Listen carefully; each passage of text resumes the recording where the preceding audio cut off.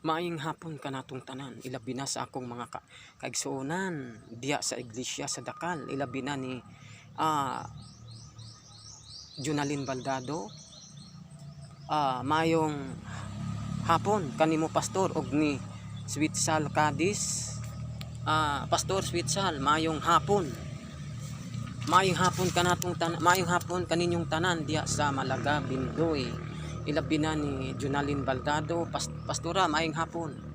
Ilabi na ni Sir Amahit Arulas og ni Reverend Virgin Akulbi, pastora, maayong hapon. Mayong hapon kanatong tanan, ilabi na ni Hisil Amaro, Hisil, mayong hapon.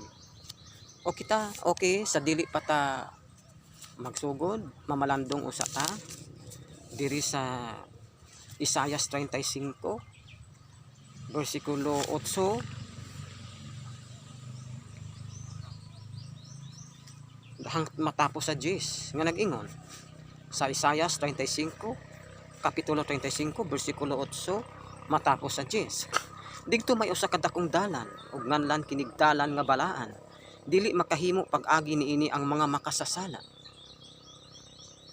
O mahisalaag digto ang mga buang-buang, walay liyon nga moagi niini og bisan unsang mananap nga manunukog, kay ang mga linuwas lamang sa Ginoo mo'y mangagi niining dalana.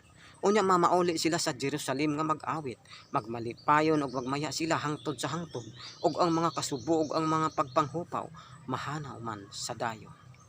Okay, sa dili ta magsugod lang doon, ani kami karon. Ni ako nga alagan nimo, tabangin kong Ginoo. Pagpamalandong sa imong mga pulong, hatagi ko kaalang malangit mo. Tabangi ko pagsunod sa imong mga pulong, aron di ko makasala nimo Ginoo. Tagi ko kaalang malangit nun panabot. Amen. Okay, diri sa 8 ato ning pamalandungan. Okay, digto may usa ka dakong dalan og nganlan kinigdalan nga balaan, dili makahimo pag-agi niini ang mga makasasala o mahisalaag digto ang mga buang-buang. Walay liyon nga moagi niini og bisan unsang mananap nga manunukog, kay ang mga linuwas lamang